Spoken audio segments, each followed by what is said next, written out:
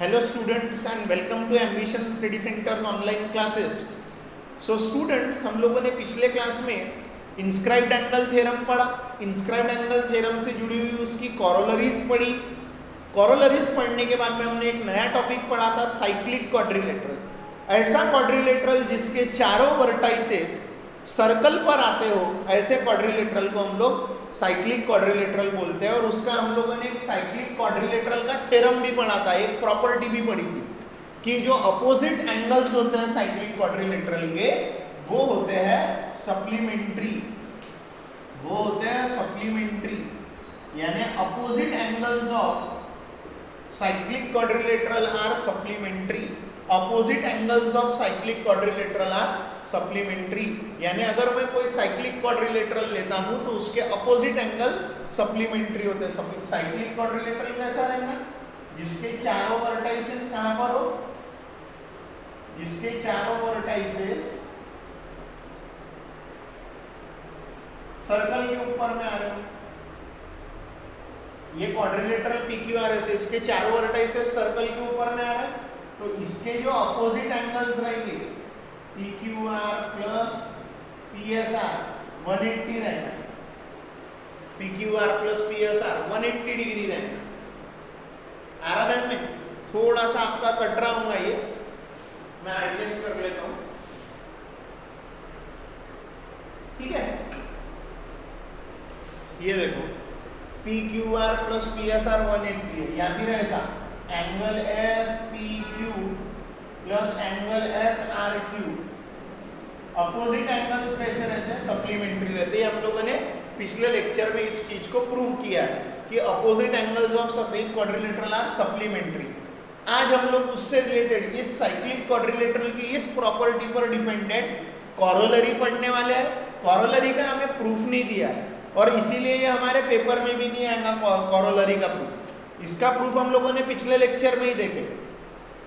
इसका जो प्रूफ है ये आपको पेपर में भी नहीं आएगा. और इसके आगे में भी कुछ जो साइक्लिक क्वाड्रिलेटरल से रिलेटेड टॉपिक दिए हुए हैं, कुछ प्रॉपर्टीज दी हुई है, कुछ थ्योरम दिए है, उनके प्रूफ्स हमें दिए नहीं है.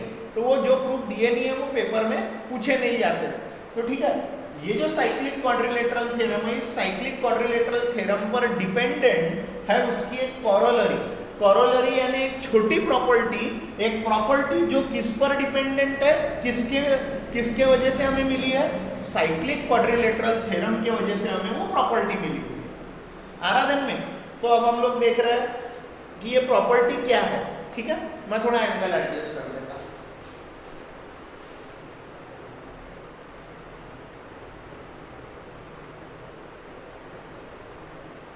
हाँ, तो ये कॉरोलरी क्या बोलती है? साइक्लिक क्वाड्रिलेटरल थ्योरम की ये कॉरोलरी क्या बोलती है? An exterior angle of a cyclic quadrilateral, यानी साइक्लिक क्वाड्रिलेटरल का एक्सटीरियर एंगल, यानी साइक्लिक क्वाड्रिलेटरल में जो बाहर वाला एंगल है उसका एक्सटीरियर एंगल है, इज कॉन्ग्रुएंट टू. वो एक्सटीरियर एंगल किसे कॉन्ग्रुएंट है? Exterior angle is congruent to angle opposite to its adjacent interior angle. ये जो एक्सटीरियर एंगल होता है साइक्लिक क्वाड्रिलेटरल का,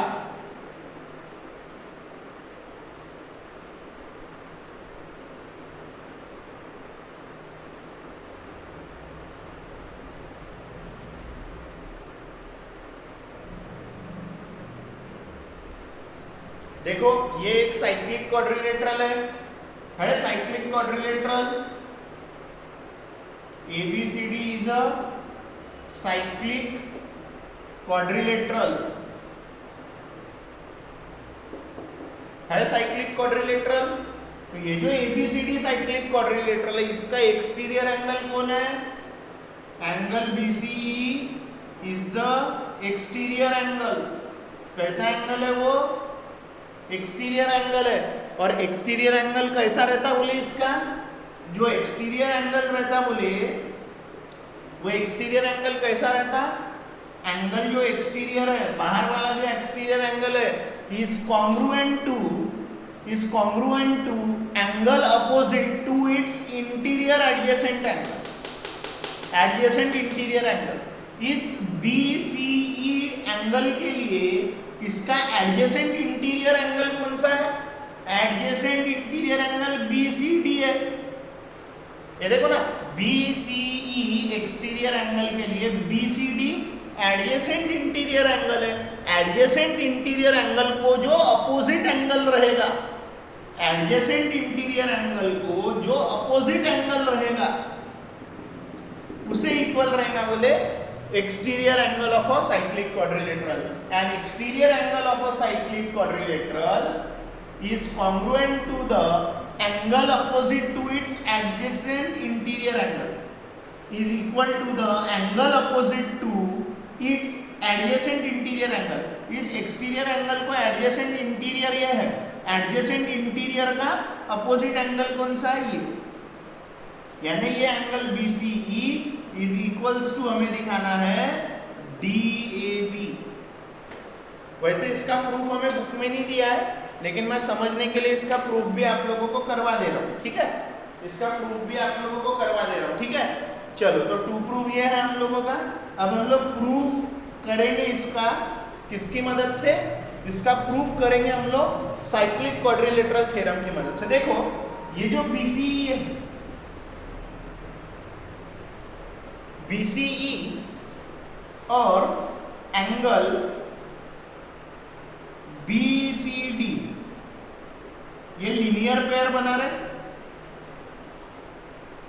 angles in linear pair, angles in linear pair बना रहे हैं, एंगल्स इन लीनियर पेयर। साथ ही साथ अगर मैं बात करूं एंगल BCE,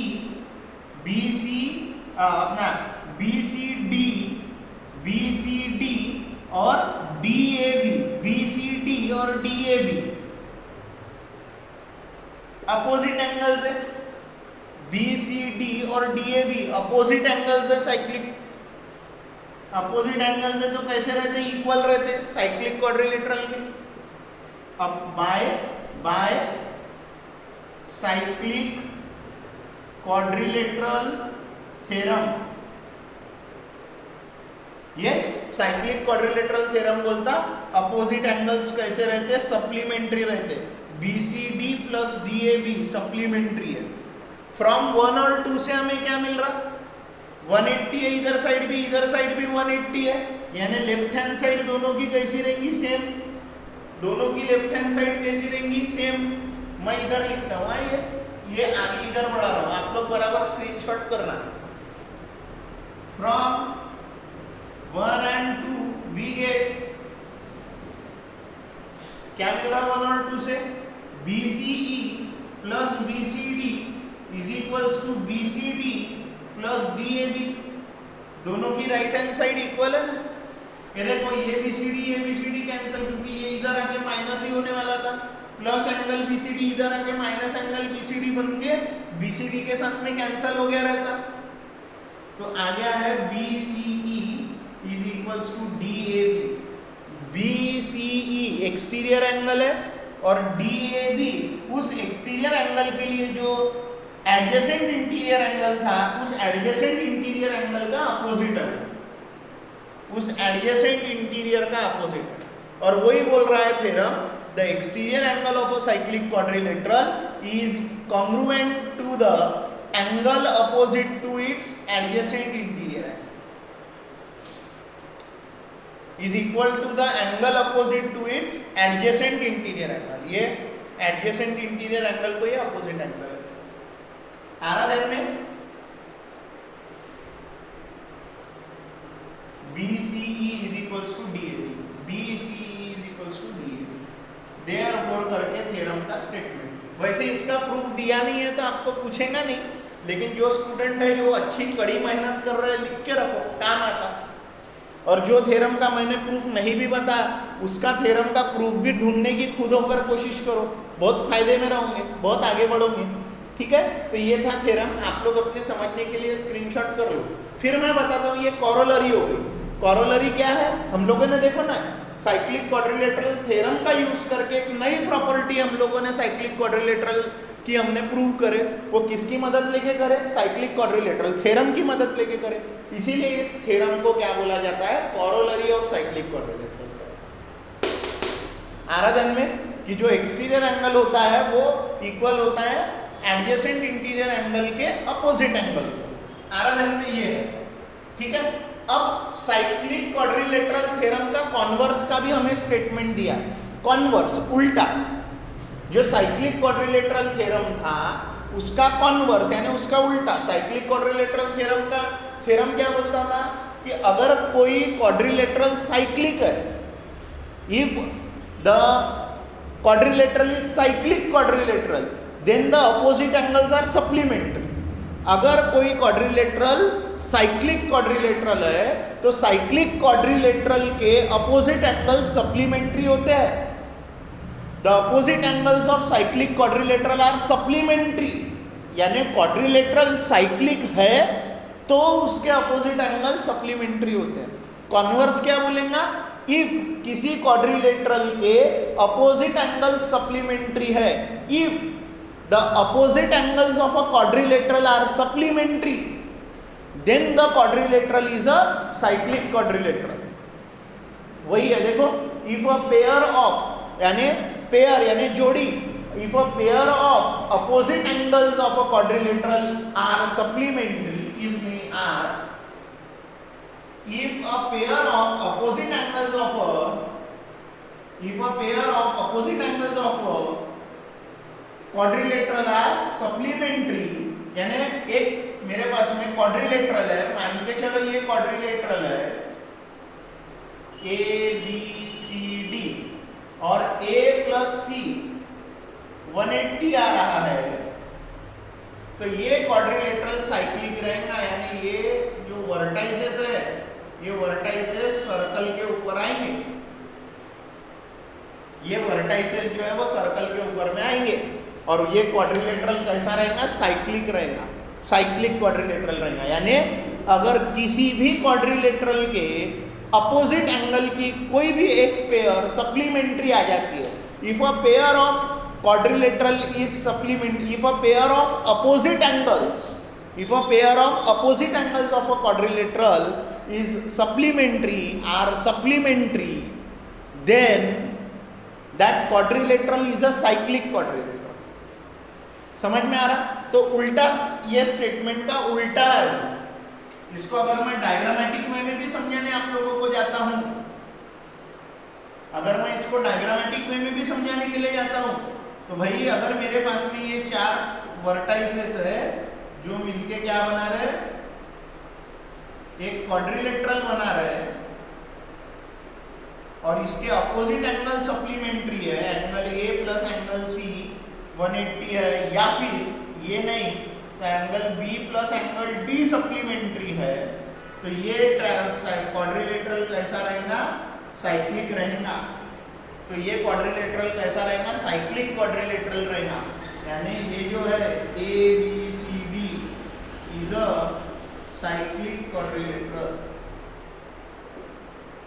ए B C D cyclic quadrilateral, लेकिन कब, अगर उसके अपोजिट एंगल्स सप्लीमेंट्री है तो। समझ में आ रहा? ये जो पार्ट है मैंने ये लिख के दिया हूं इधर में, वो इस थ्योरम का पार्ट है, ये अलग है, ये मैंने अलग से समझा। ये सिर्फ इसमें क्या बोला है, साइक्लिक क्वाड्रिलेटरल थ्योरम का, साइक्लिक क्वाड्रिलेटरल थ्योरम का कॉन्वर्स। यहाँ बोला है कोई क्वाड्रिलेटरल साइक्लिक है तो उसके अपोजिट एंगल सप्लीमेंट्री रहेंगे, और कॉन्वर्स बोल रहा है अगर किसी क्वाड्रिलेटरल के अपोजिट एंगल सप्लीमेंट्री है तो वो क्वाड्रिलेटरल साइक्लिक रहेगा। सो ये था हमारा converse of cyclic quadrilateral theorem. Clear हो रहा? ये थी उसकी कॉरोलरी, साइक्लिक क्वाड्रिलेटरल थ्योरम की कॉरोलरी थी।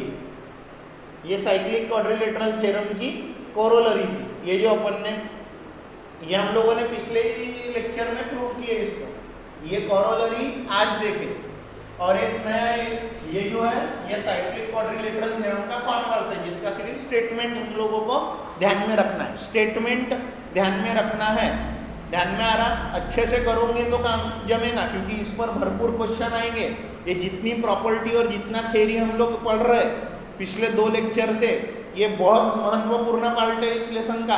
कुछ भी डाउट, कुछ भी कंफ्यूजन रहता है, बिंदास पहले सब काम छोड़ के पहले फ़ोन करके अपना पूछ पाछ करके ओके करना है ये टॉपिक को। आ रहा ध्यान में? ठीक है, तो इसके बाद में मैं जाऊंगा, एक आखिरी प्रॉपर्टी बची हुई है, वो प्रॉपर्टी आप लोगों को समझाता हूं और बाद में जाएंगे exercise.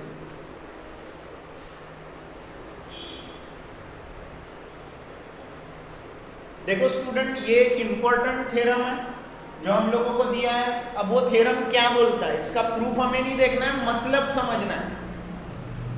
If 2 points on a given line subtend equal angles at 2 distinct points, if 2 points on a given line, एक लाइन हमें दी है और उस लाइन पर के कोई तो भी दो पॉइंट्स इक्वल एंगल सबटेंड कर रहे हैं, इक्वल एंगल बना रहे हैं दो अलग अलग पॉइंट्स पर। अगर मेरे पास में एक लाइन है, इस लाइन पर मान के चलो ये लाइन L है, इस लाइन पर मैंने एक पॉइंट लिया A, दूसरा पॉइंट लिया B। A पॉइंट और B पॉइंट मिल करके दो अलग अलग जगहों पर, दो डिस्टिंक्ट यानी अलग अलग, दो अलग अलग जगहों पर इक्वल एंगल्स बना रहा है, दो अलग अलग जगहों पर इक्वल एंगल्स बना रहा है और वो सेम साइड पे बना रहे हैं उस लाइन के। इधर साइड तो इधर ही साइड दोनों एंगल बनेंगे, नीचे साइड तो नीचे साइड ही वो दोनों एंगल बनेंगे। यानी दो पॉइंट है लाइन पर के, वो लाइन पर के दो पॉइंट क्या कर रहा है, दो एंगल सबटेंड कर रहे हैं, दो एंगल सबटेंड कर रहे हैं on the same side of the line, on the same side of the line।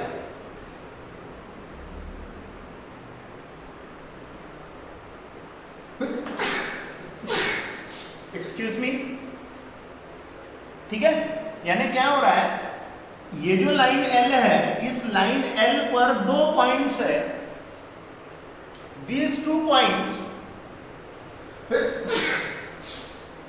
sorry,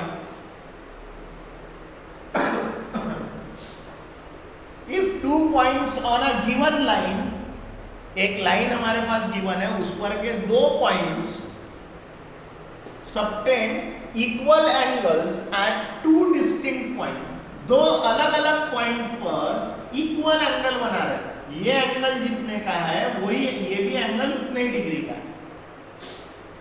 subtend equal angles eight 2 distinct point which lie on the same side of the line. यानी दोनों जो angle बन रहे हैं, जो दोनों angle आपस में इक्वल है और दोनों एंगल अलग अलग जगहों पर बन रहे हैं, वो सेम साइड पर रहेंगे लाइन के, तो वो जो चारों पॉइंट्स रहेंगे, then the 4 points are concyclic. Concyclic point आपको मालूम है, जो पॉइंट सर्कल के ऊपर आते हैं उन पॉइंट्स को कॉन्साइक्लिक पॉइंट्स बोला जाता है। मान के चलो ये A, Z, X, Y, ये पॉइंट सर्कल के ऊपर आ रहे हैं ना, तो इन पॉइंट्स को बोला जाएगा कॉन्साइक्लिक पॉइंट्स। तो हमारा थ्योरम क्या बोलता है, if 2 points on a line, on a given line, subtend equal angles at 2 distinct points which lie on the same side of the line।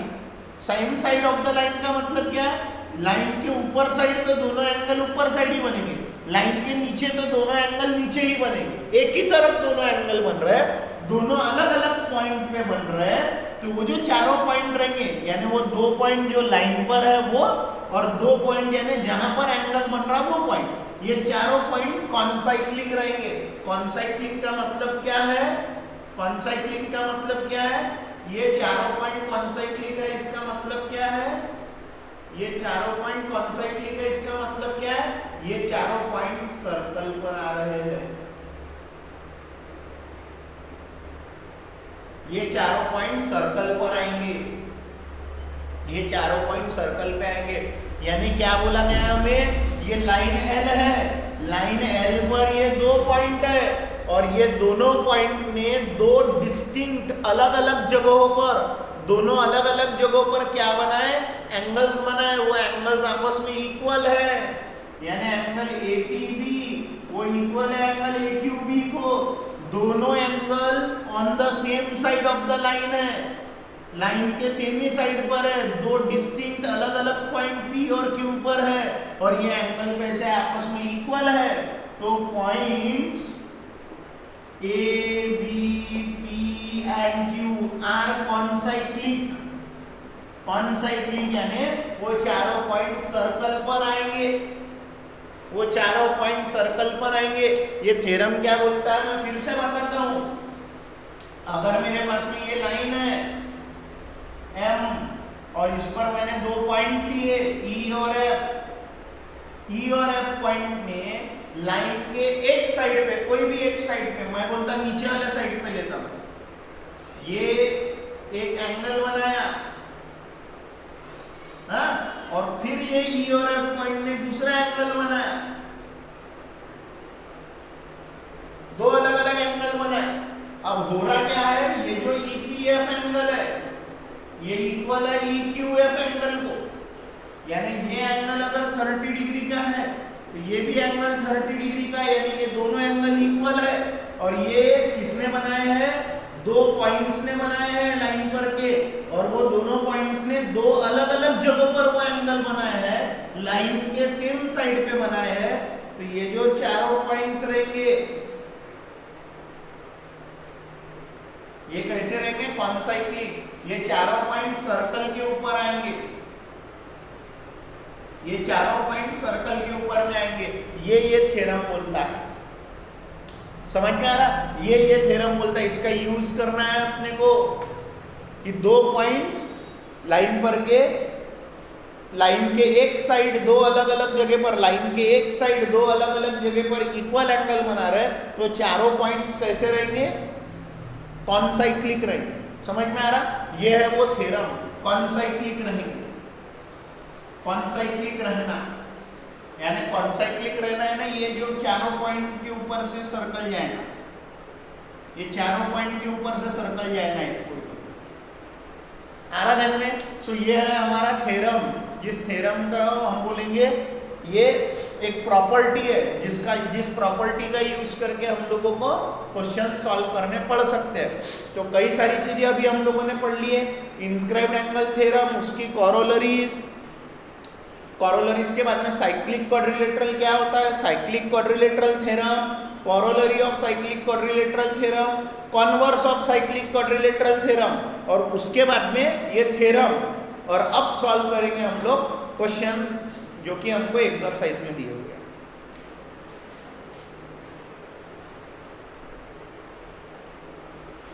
So students, अब हम लोग सॉल्व करना शुरू कर रहे हैं प्रैक्टिस सेट 3.4। बहुत ही इजी प्रैक्टिस सेट है, सारी प्रॉपर्टीज दिमाग में रखो तो आसानी से सॉल्व हो जाएगी। गिवन क्या बोल रहा है, इस क्वेश्चन में क्या दिया है, मैं क्वेश्चन पढ़ता हूं। In a circle with center O, figure दिया है आपको साइड में, in a circle with center O, the chord AB of the circle, chord AB of the circle is equal to the radius of the circle.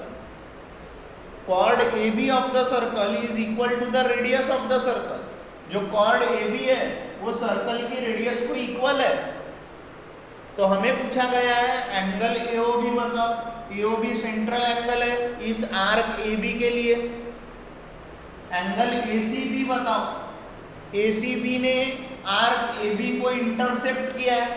Angle ACB inscribed angle है, इस inscribed angle ने कौन सी arc को intercept किया, अपने अंदर लिया AB arc को। ये ACB निकालना है, यानी इंस्क्राइब्ड एंगल थ्योरम लगेगा। उसके बाद में आर्क AB निकालना है, आर्क AB कितने का होगा, बाद में निकालना है आर्क ACB, यानी माइनर आर्क भी निकालना और मेजर आर्क भी निकालना। आराधन में यानी चार चीजें निकालना है। दिया क्या है कि ये जो सर्कल है वो सेंटर वाला, उसका जो कॉर्ड है वो उतना ही लंबा है जितना सर्कल की रेडियस लंबी है। तो मैं पहला पार्ट निकालने के लिए जो मुझे एंगल AOB पूछा है, पहले पार्ट में मुझे पूछा है एंगल AOB पूछा है ना, तो AOB निकालने के लिए देखो मैं क्या करता हूँ, मैं इस OAB ट्रायंगल को इक्विलेटरल ट्रायंगल ठहराऊंगा। इक्विलेटरल ट्रायंगल AB और रेडियसेस इक्वल है,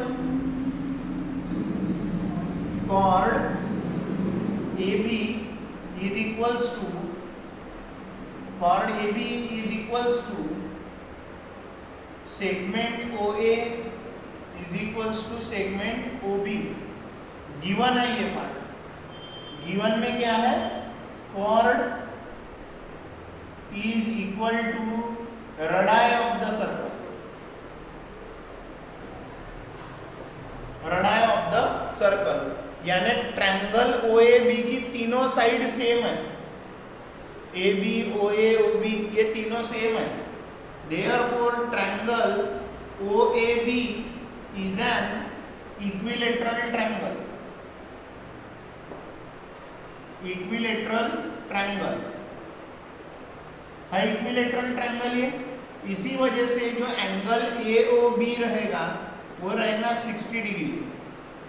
each angle of equilateral triangle is 60 degree. 60 degree का आराधन में ये हो गया इक्वेशन 1। आगे काम है भाई। आगे पहला आंसर AOB ये OAB ट्रायंगल का एंगल है ना, और वो OAB ट्रायंगल इक्विलेटरल ट्रायंगल है क्योंकि उसकी तीनों साइड सेम है। तीनों साइड सेम है तो वो इक्विलेटरल ट्रायंगल है। इक्विलेटरल ट्रायंगल में का हर एंगल 60 डिग्री का रहता। अब बारी है ACB की। ये जो करे थे हम लोगों ने पहला आंसर निकालने के लिए करे थे। अब बारी है हमारी ACB की। ACB के लिए मुझे यूज करना है थ्योरम। थ्योरम कौन सा? इंस्क्राइब्ड एंगल थ्योरम का दूसरा स्टेटमेंट नहीं, क्या दूसरे तरीके से स्टेटमेंट लिखाया था मैंने। क्या लिखाया था? The measure of an angle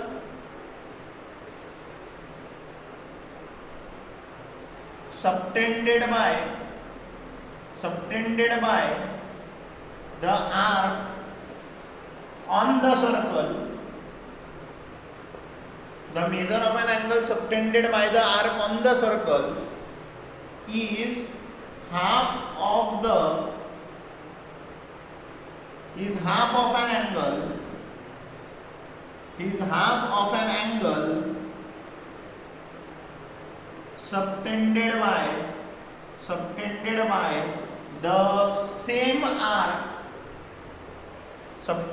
the same arc at the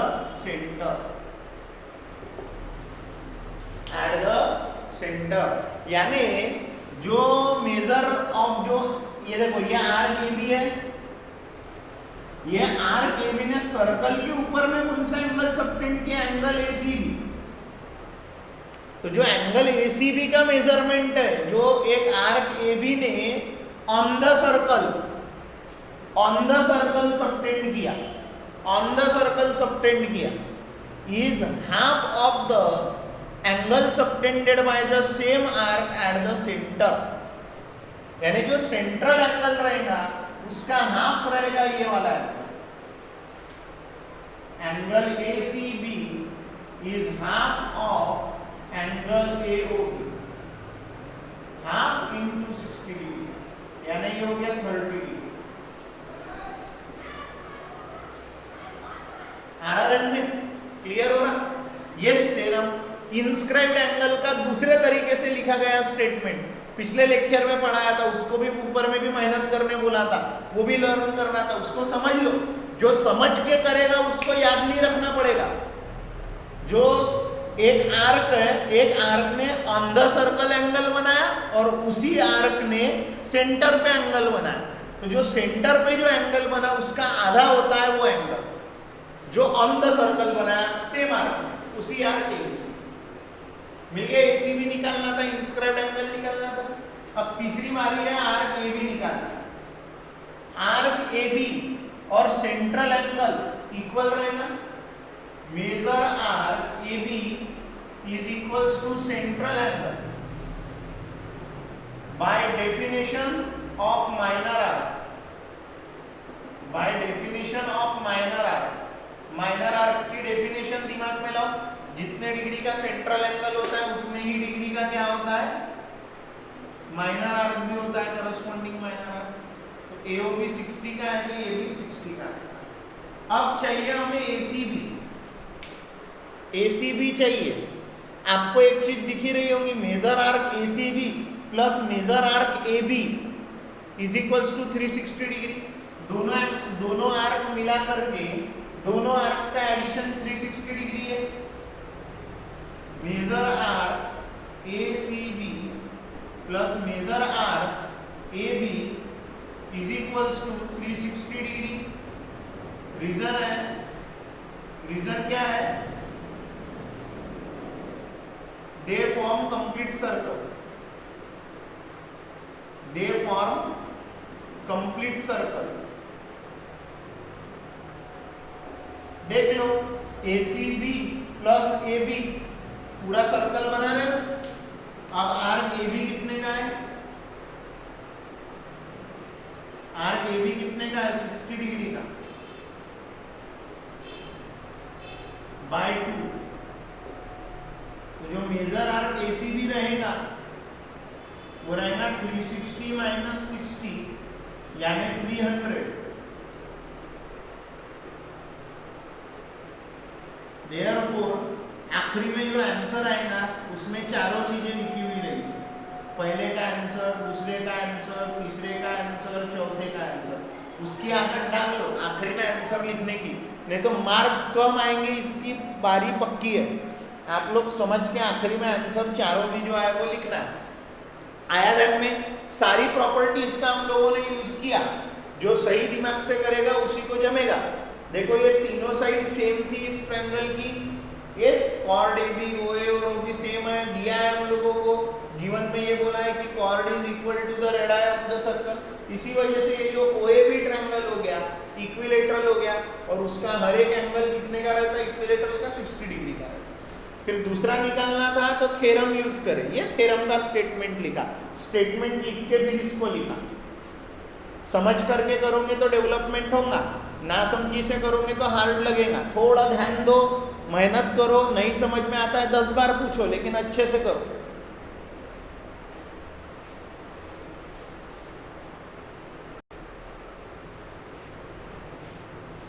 देखो ये जो सेकंड क्वेश्चन है ये क्या बोल रहा है? In figure PQRS is a cyclic quadrilateral, यानी जो क्वाड्रिलेटरल PQRS है ये साइक्लिक है। साइक्लिक क्वाड्रिलेटरल है तो साइक्लिक क्वाड्रिलेटरल की सारी जो प्रॉपर्टीज हमने पढ़े हैं जो भी, वो प्रॉपर्टी यहाँ अप्लाई होती है। Side PQ is equal to side RQ, side PQ is equal to side RQ। ये तो साइड है, क्वाड्रिलेटरल की तो साइड है, लेकिन ये कॉर्ड भी है सर्कल की। देखो PQ RQ are the chords of the circle, chord भी है। साइड तो है ही लेकिन कॉर्ड भी है। PSR 110 डिग्री का, PSR 110 डिग्री, ये एंगल 110 डिग्री का है। हमें पूछा है मेजर एंगल PQR। देखो PSR और PQR अपोजिट एंगल्स है, और अपोजिट एंगल्स कैसे रहते? सप्लीमेंट्री रहते। उससे PQR निकल जाएगा। पहले पार्ट के लिए angle PSR plus angle PQR is equals to 180 degree by cyclic quadrilateral theorem that opposite angles of cyclic quadrilateral are supplementary. वही सिखाया था ना हमें साइक्लिक क्वाड्रिलेटरल थ्योरम ने। 110 plus PQR is equals to 180, PQR is equals to 180 minus 110, यानी वो हो गया 70 डिग्री।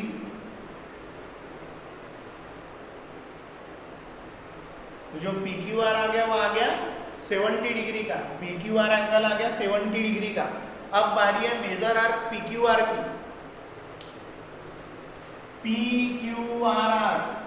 PQR आर्क को किसने इंटरसेप्ट किया है? इस PQR आर्क को देखते हो तो आपको इसने किसको, इस आर्क को कौन से एंगल ने इंटरसेप्ट किया है? एंगल PSR ने इंटरसेप्ट किया है आर्क PQR को। तो मैं देखो सेकंड इसके लिए क्या लिखूंगा? Arc PQR is intersected by inscribed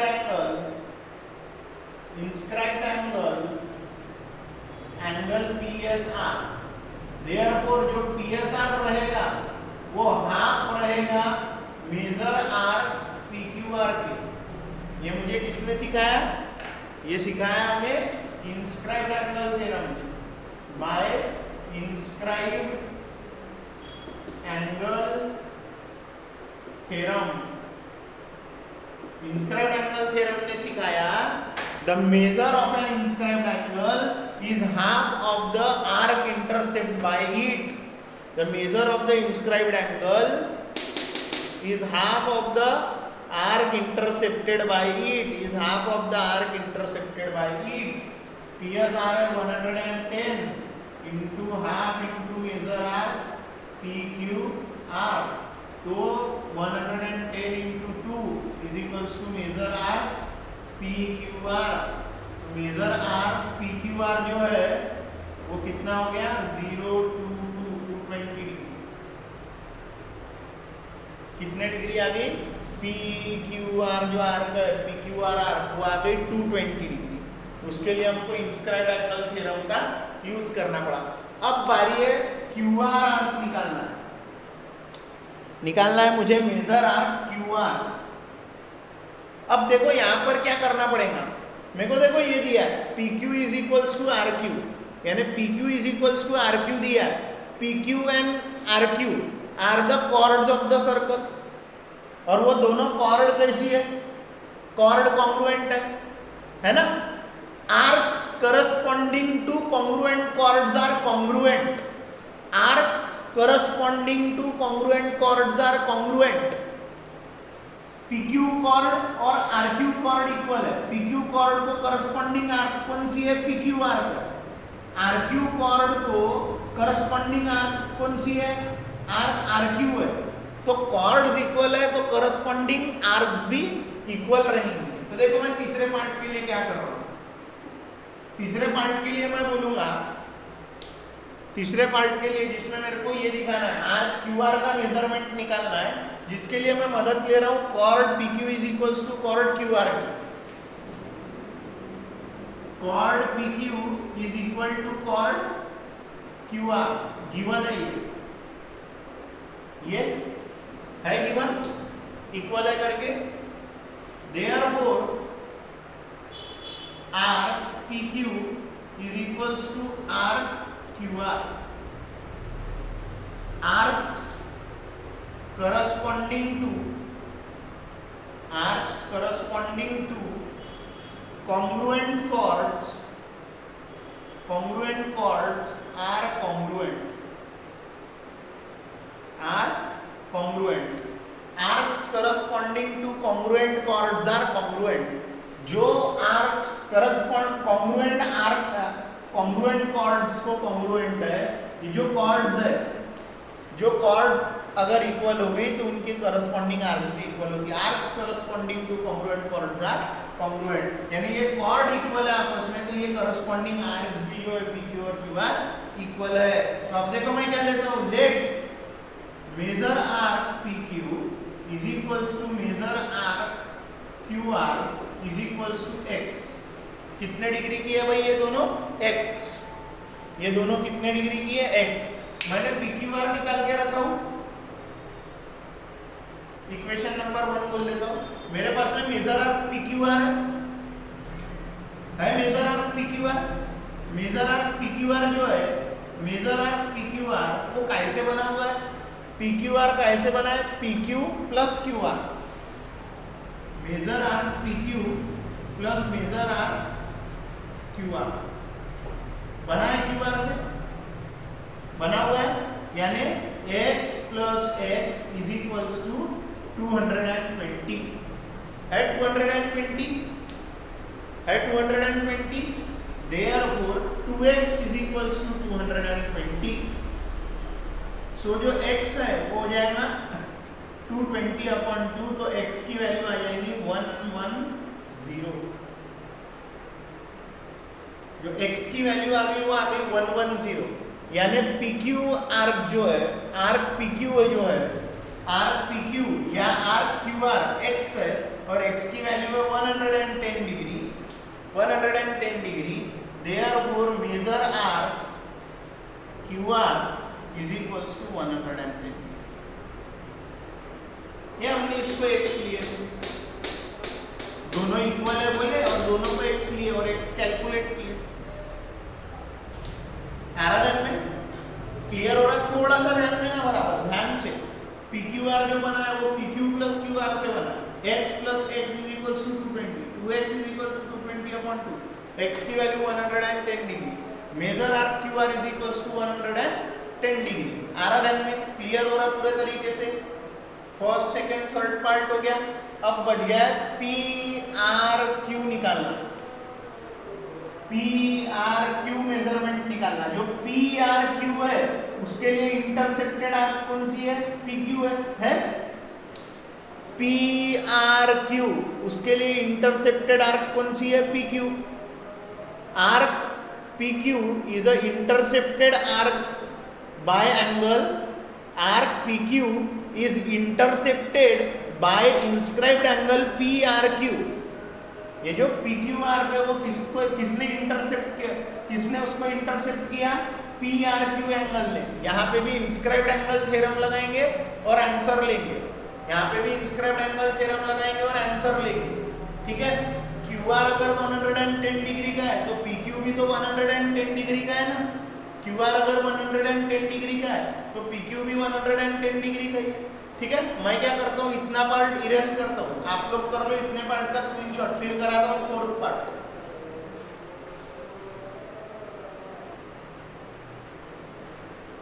देखो हम लोगों ने थर्ड पार्ट में ये प्रूव किए थे कि मेजर आर्क QR जो है वो आ गया 110 डिग्री का, यानी मेजर आर्क जो PQ भी है वो भी क्या है 110 डिग्री का ही है, क्योंकि QR और PQ कैसे थे? इक्वल थे। ये हम लोगों ने पिछले पार्ट में ही प्रूव किया। अगर आप लोगों ने सिर्फ इतना लिखे होंगे measure arc QR is equals to 110, तो उसके नीचे ये वाली लाइन लिख लेना, उसके नीचे ये लाइन लिखना। ठीक है? कि भाई ये दोनों जो है वो दोनों इक्वल ही थे और दोनों भी 110 डिग्री के आगे। इसको इक्वेशन नंबर 2 बोल दो। अब चौथे पार्ट के लिए आप लोग क्या करोगे? सीधा सीधा बोलोगे। एंगल, जो एंगल का मेजरमेंट लेना है आपको, मेजर एंगल PRQ निकालना है, वो हाफ है मेजर आर्क PQ के by inscribed angle theorem. Inscribed angle है ना वो, ये देखो ये PRQ जो इंस्क्राइब्ड एंगल है उसका इंटरसेप्टेड आर्क कौन है? PQ। PQ उसका इंटरसेप्टेड आर्क है, ये इंटरसेप्टेड आर्क है। तो जो मेजर एंगल PRQ है वो रहेगा हाफ इंटू 110/2, यानी ये हो जाएगा 55 डिग्री का।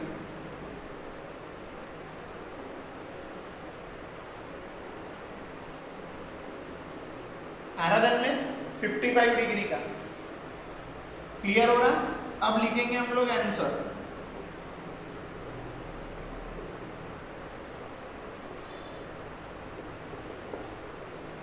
चारों जो आंसर आए थे वो लिख लेंगे आप। ठीक है? तो ये था हमारा क्वेश्चन नंबर 2, जिसमें अपने को सारी अलग अलग प्रॉपर्टीज यूज करनी पड़ती। देखो सारी प्रॉपर्टीज को ध्यान में लेना है, हर क्वेश्चन को थोड़ा सा ध्यान से 2-3 बार देख देख के समझ के करो, सारी प्रॉपर्टीज लर्न रहने होना, तो ही क्वेश्चन अच्छे से सॉल्व हो सकता। ठीक है? कर लो फोर्थ पार्ट का स्क्रीनशॉट, फिर मैं जाता हूँ क्वेश्चन 3 पे।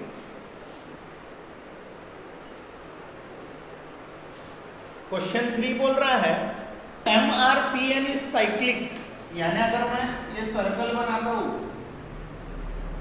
तो ऐसा कुछ MRPN रहेगा। MRPN ये साइक्लिक है, R इतना दिया है, N इतना दिया है, और पूछा गया R की एक्चुअल वैल्यू बताओ कितनी है और N की एक्चुअल वैल्यू बताओ कितनी है। पहली बात तो सॉल्यूशन करते वक्त मैं पहले मेंशन करूंगा कि जो MRPN है इज साइक्लिक, ये कैसा है? साइक्लिक है। देयरफॉर जो angle R plus angle N है ये 180 डिग्री का हो जाएगा by cyclic quadrilateral theorem. Diagram बनाने की जरूरत नहीं है क्वेश्चन में। By cyclic quadrilateral theorem opposite angles कैसे रहते हैं? Supplementary. 5x minus 13 plus 4x plus 4 is equals to 180।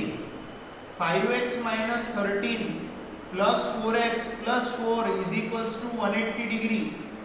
5x plus 4x 9x minus 13 plus 4 minus 9 180 degree. 9x 180 plus 9 9x 189. X is equals to 189 upon 9. Therefore x is equals to 9 2s are 18 यानी 20s are 180 21s are x की value आ गई 21 9 1s are 9 21s are आ रहा ध्यान में. सो ये आ गया x, ये आ गया हमारा x, आ गया x. अभी हमें चाहिए एंगल r. सो जो एंगल r है वो है 5x minus 13 5 into 21 minus 13 5 10 13 कितना हो गया 102 में से 10 गए 102 में से 10 गए 92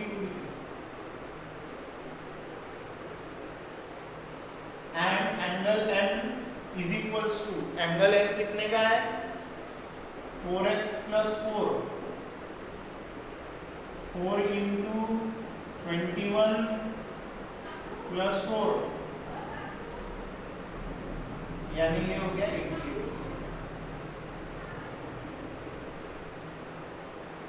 आखिर में आंसर लिखो कि एंगल आ रहा है 92 डिग्री का, एंगल एन आया 88 डिग्री का. क्लियर हो रहा पूरे तरीके से?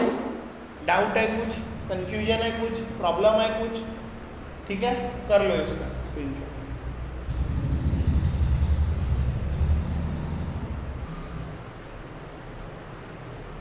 लुक स्टूडेंट, ये फोर्थ क्वेश्चन क्या बोलता है टेक्स्ट बुक में देखो. In figure segment RS is the diameter of a circle with center O.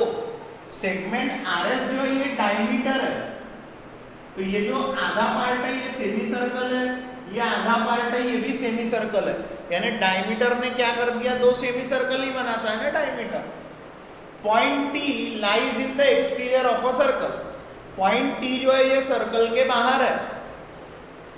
To prove that angle RTS is an acute angle. Prove that angle RTS, अभी बना नहीं है RTS, angle RTS is an acute angle. Acute angle है वो, यानी angle जो RTS बन रहा है वो 90 डिग्री से छोटा है, ये बताना है हम लोगों को.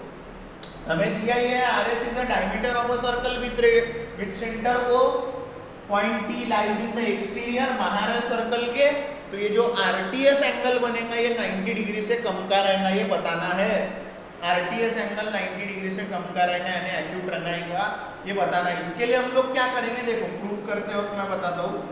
सबसे पहले अपन क्या करेंगे, draw segment RT which intersects the circle at point P. Draw segment RT which intersect the circle at point P. उसके बाद में मैं लिखूंगा join segment PS, यानी PS को क्या कर दो, ज्वाइंट करो.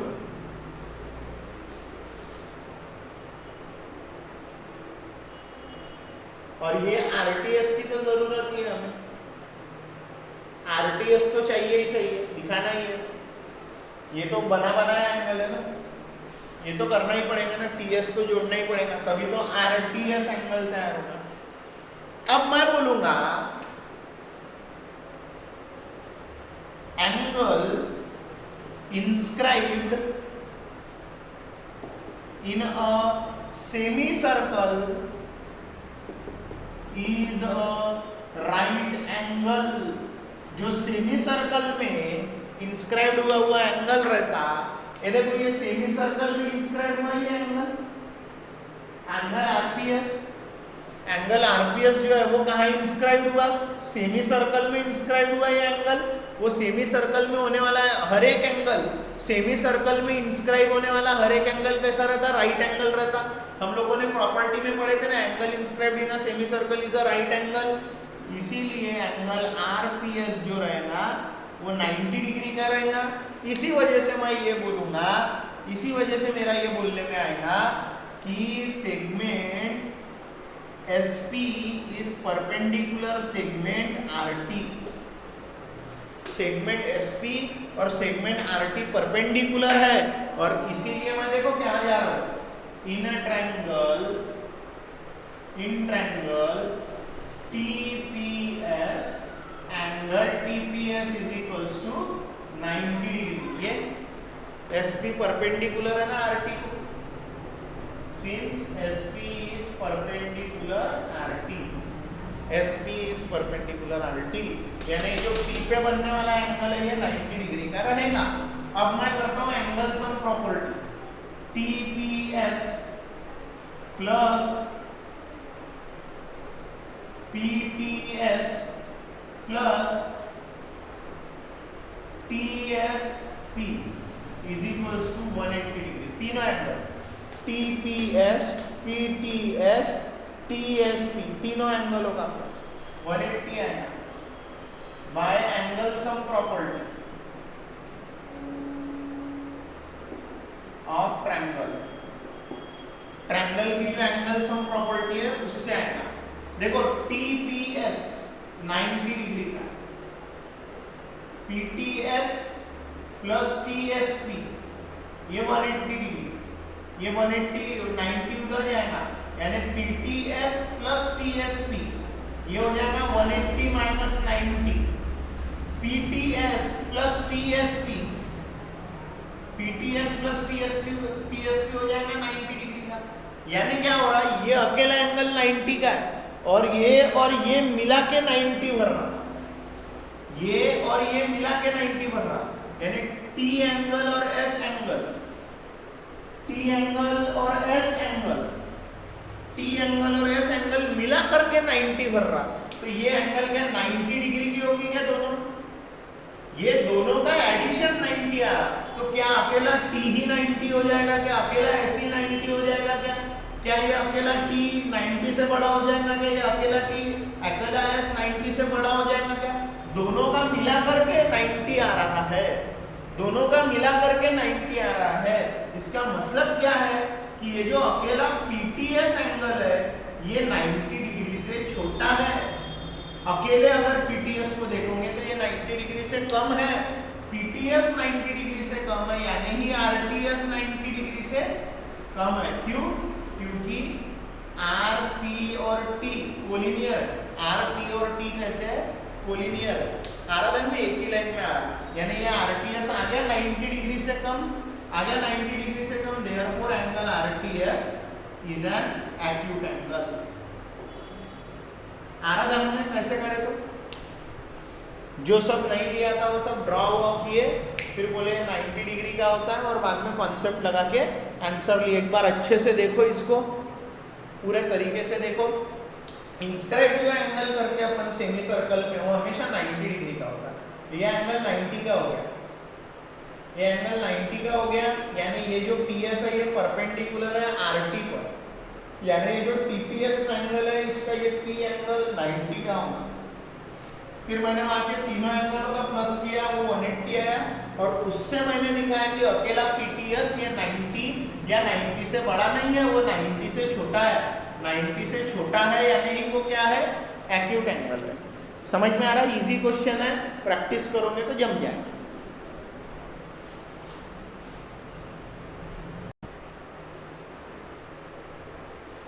देखो स्टूडेंट, क्वेश्चन नंबर 5 जो है वो होमवर्क दे रहा हूँ, इजी क्वेश्चन है। जो स्टूडेंट ने थ्योरेटिकल पार्ट को अच्छे से प्रैक्टिस करेगा, जो स्टूडेंट आज के लेक्चर के बाद इसके पहले लेक्चर का थ्योरेटिकल पार्ट जिसने मेहनत करके प्रैक्टिस किया है 2-4 बार, वो स्टूडेंट आराम से कर लेगा 5th क्वेश्चन। मैं करा रहा हूँ 6th question. In figure altitudes YZ and XT of triangle YZ and XT of triangle WXY intersect each other at point P. ये WXY ट्रायंगल है, इसकी दो अल्टीट्यूड्स यानी परपेंडिकुलर हाइट्स YZ और XT एक दूसरे को P पे इंटरसेक्ट कर रही है।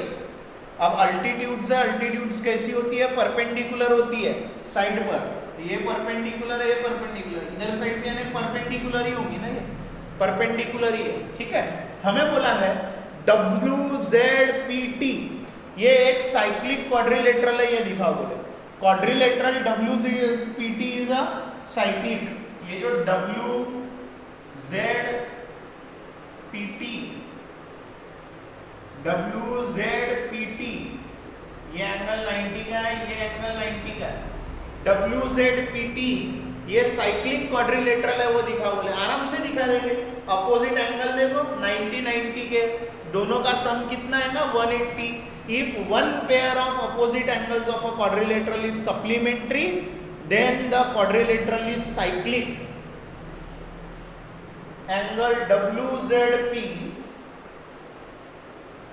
Plus angle WTP is equals to 180 degree is equals to 90 plus 90 degree, यानी जो WZP प्लस WTP है एंगल, वो आ गया 180 डिग्री का। Angle WZP and angle WTP are the opposite angles of quadrilateral WZPT. Therefore, by converse of cyclic quadrilateral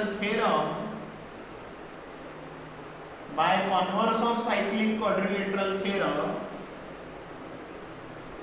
WZPT is cyclic quadrilateral। कैसा है वो, एक साइक्लिक क्वाड्रिलेटरल है। अपोजिट एंगल्स जो है वो सप्लीमेंट्री अगर आ गए, 180 अगर आ गया उनका सम, तो वो क्वाड्रिलेटरल कैसा रहता है, साइक्लिक रहता है। अब सेकंड पार्ट, ये था हमारा फर्स्ट पार्ट। सेकंड पार्ट बोल रहा है X, Z, T और Y ये चारों पॉइंट कौन साइक्लिक है। पॉइंट्स को कॉन्साइक्लिक दिखाने के लिए आपको आखिरी थ्योरम समझाया था मैंने। If two points subtend equal angles at two distinct points lie on the opposite side or lie on the one side of the line, then the points are concyclic। आप लोगों को लास्ट थ्योरम समझाया ना, if two points on a line subtend equal angle at two distinct points which lie on the same side of the line, then the points are concyclic। मैंने एक property आप लोगों को बताया था, ये देखो x और t पॉइंट है या x और y पॉइंट है। x और y ने पहला एंगल बनाया XZY 90 डिग्री का, दूसरे जगह पर यानी t पॉइंट पे दूसरा एंगल बनाया XY ने, कौन सा XTY, वो भी 90 का। यानी x और y पॉइंट ने दो अलग अलग पॉइंट पर एंगल्स बनाए और वो दोनों एंगल्स कैसे है, सेम है, इक्वल है और सेम साइड पे भी है लाइन के, तो ये चारों पॉइंट कॉन्साइक्लिक होंगे। तो मैं देखो कैसे लिखूंगा, angle XZY is equals to XTY equal to 90 degree. Given है हम लोगों को कि ये 90 डिग्री के दोनों 90 डिग्री के अल्टीट्यूड्स है करके XZY और XTY। तो मैं लिखूंगा points X and Y lies on the same line, एक ही लाइन पर आ रहे X और Y, and subtends two equal angles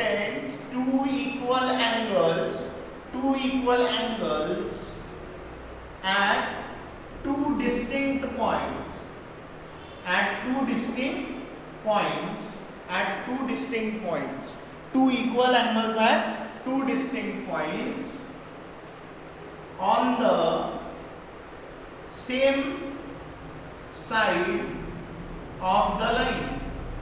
on the same side of the line. तो जब ऐसा होता है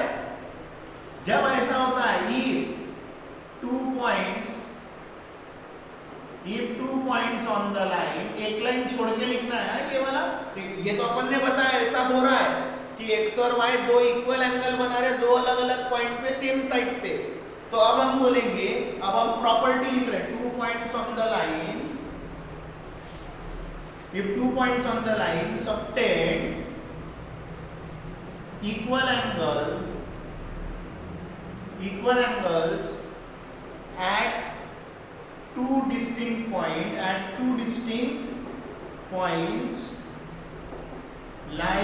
which lie on the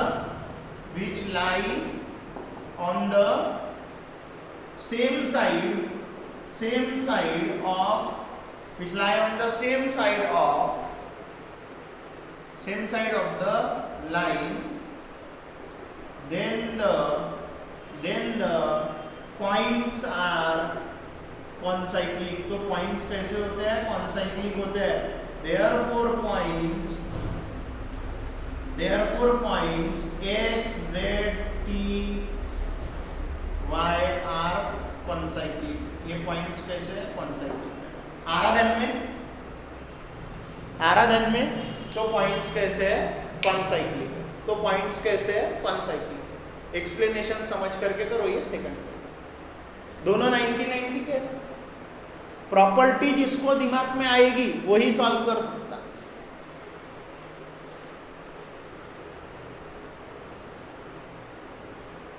देखो स्टूडेंट, क्वेश्चन नंबर 7 और क्वेश्चन नंबर 8 सॉल्व करना है तो ये दो प्रॉपर्टीज रिमेंबर रखनी पड़ेगी। पहली प्रॉपर्टी क्या बोल रही है? When two seconds intersect external. जब अपन सर्कल बना रहे हैं और वो सर्कल को दो सेकेंड्स जा रही है और वो 2 सेकेंड्स एक्सटर्नली टच हो रही है, एक्सटर्नली टच हो रही। मान के चलो ये 1 सेकेंड है और ये 1 सेकेंड है, दोनों एक्सटर्नली टच हो रही। दोनों जब एक्सटर्नली टच होगी, when 2 secants intersect externally, intersect कर रही externally, then the angle between them, यानी angle ABC is then the angle between them is half of the difference between the arcs intercept by them। then that angle between the secants, वो secants के बीच में जो angle बन रहा is equals to half of the difference between the arcs intercepted by them। क्या रहेगा? ये जो एंगल रहेगा जो सेकेंड के बीच में बना वो क्या रहेगा? हाफ रहेगा। किसका half? Half of the difference between the arcs intercepted bye them. ये देखो, ये एक MN आर्क इंटरसेप्ट किया और एक AC आर्क इंटरसेप्ट किया, तो मेजर आर्क AC बड़ी आर्क में से छोटी आर्क क्या कर देंगे? माइनस।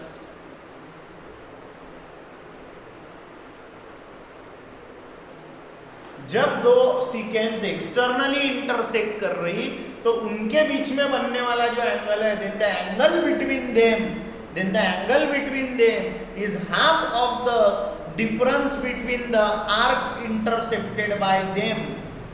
यानी जो सेकेंड ने जो दो आर्क्स इंटरसेप्ट करी, एक आर्क इंटरसेप्ट करी MN, दूसरी आर्क इंटरसेप्ट करी AC, तो ये जो सेकेंड्स के बीच में का जो एंगल है, एंगल ABC, वो निकालना है। और वो सेकेंड बाहर इंटरसेक्ट कर रही, सर्कल के बाहर इंटरसेक्ट कर रही, एक्सटर्नली इंटरसेक्ट कर रही।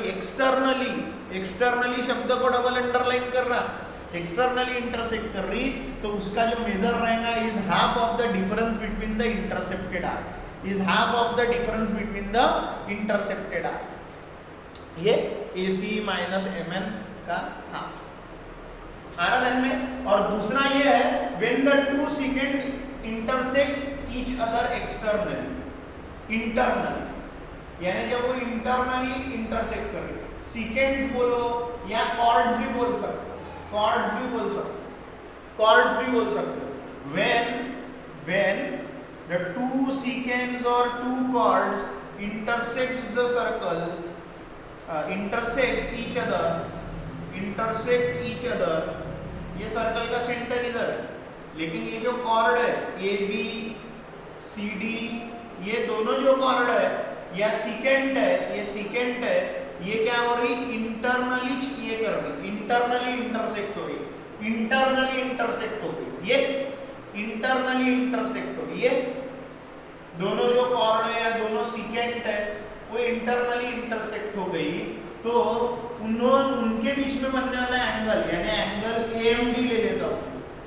AMD is half of the sum of the arcs intercepted by them। ये जो AMD की बात करूंगा, AMD के लिए ये एक आर्क है और इसकी अपोजिट आर्क कौन सी है, BC, यानी measure arc AD plus measure arc BC addition रखा। वैसे अगर मैं ये BMC की बात करूंगा तो एंगल BMC की वो भी वही रहेगा, half measure arc BC plus उसकी अपोजिट साइड की आर्क क्या है, मेजर आर्क AD। वही अगर मैं AMC की बात करूंगा तो half into measure arc AC plus measure arc AC का अपोजिट वाला आर्क कौन सा है, B।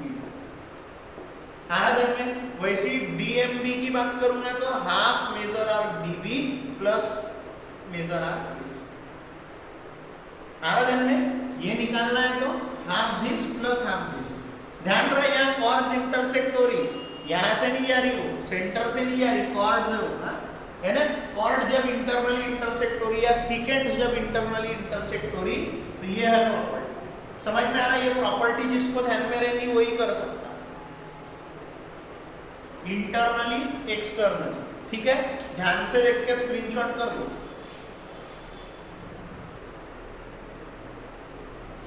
देखो ये क्वेश्चन क्या बोलता है, मेजर आर्क NS दिया हुआ है 125 डिग्री का, मेजर आर्क EF दिया है 37 डिग्री का, हमें पूछा है एंगल NMS।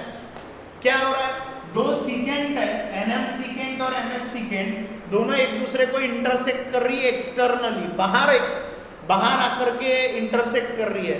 तो इसके लिए हम लोगों ने क्या प्रॉपर्टी पढ़े है कि angle NMS is equals to half into difference of the arcs intercepted by them, difference of the arc intercepted by them, difference of the arc intercepted by them, half into 125 minus 37, half into 15 में से 7 गए 8, ये हो जाएगा 88, ये हो जाएगा 44।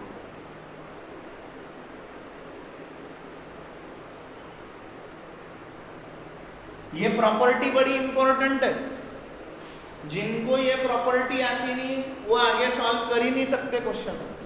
ये प्रॉपर्टी बहुत इंपॉर्टेंट है, ये प्रॉपर्टी बहुत इंपॉर्टेंट है। आया एनएमएस, देखते हैं 8 क्वेश्चन क्या बोलता है। In figure chords AC and chord DE intersect at point B। Figure में ये हो रहा है, बोले कॉर्ड AC और chord DE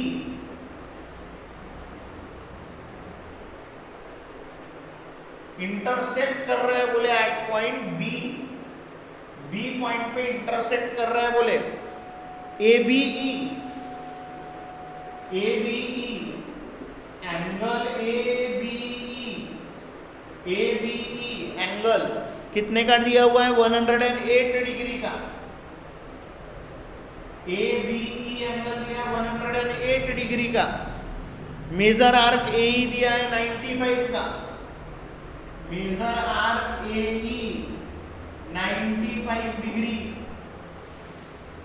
major arc DC पूछा है, to find measure arc DC। ये देखो ABE दिया है, AE दिया है, DC पूछा है।